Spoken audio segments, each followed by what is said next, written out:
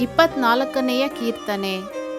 ಭೂಮಿಯೂ ಅದರಲ್ಲಿರುವ ಸಮಸ್ತವೂ ಯೆಹೋವನದು, ಲೋಕವೂ ಅದರ ನಿವಾಸಿಗಳು ಆತನವೇ.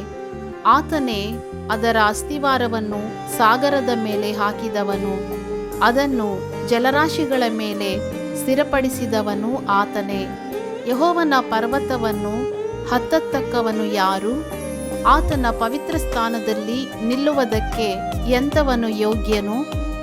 ಯಾವನು ಅಯೋಗ್ಯ ಕಾರ್ಯಗಳಲ್ಲಿ ಮನಸ್ಸಿಡದೆ, ಮೋಸ ಪ್ರಮಾಣ ಮಾಡದೆ, ಶುದ್ಧ ಹಸ್ತವೂ ನಿರ್ಮಲ ಮನಸ್ಸು ಉಳ್ಳವನಾಗಿದ್ದಾನೋ ಅವನೇ ಯೆಹೋವನಿಂದ ಶುಭವನ್ನು ಹೊಂದುವನು, ತನ್ನ ರಕ್ಷಕನಾದ ದೇವರಿಂದ ನೀತಿ ಫಲವನ್ನು ಪಡೆಯುವನು. ಇಂಥವರೇ ಆತನ ದರ್ಶನವನ್ನು ಬಯಸುವವರು. ಯಾಕೋಬ್ಯರ ದೇವರೇ, ನಿನ್ನ ಸಾನ್ನಿಧ್ಯವನ್ನು ಸೇರುವವರು ಇಂಥವರೇ. ದ್ವಾರಗಳೇ ಉನ್ನತವಾಗಿರ್ರಿ, ಪುರಾತನವಾದ ಕದಗಳೇ ತೆರೆದುಕೊಂಡಿರ್ರಿ. ಮಹಾಪ್ರಭಾವವುಳ್ಳ ಅರಸನು ಆಗಮಿಸುತ್ತಾನೆ. ಮಹಾಪ್ರಭಾವವುಳ್ಳ ಈ ಅರಸನು ಯಾರು? ಮಹಾಬಲಿಷ್ಠನೂ ವಿಶೇಷ ಪರಾಕ್ರಮಿಯೂ ಆಗಿರುವ ಯೆಹೋವ, ಯುದ್ಧವೀರನಾಗಿರುವ ಯೆಹೋವ.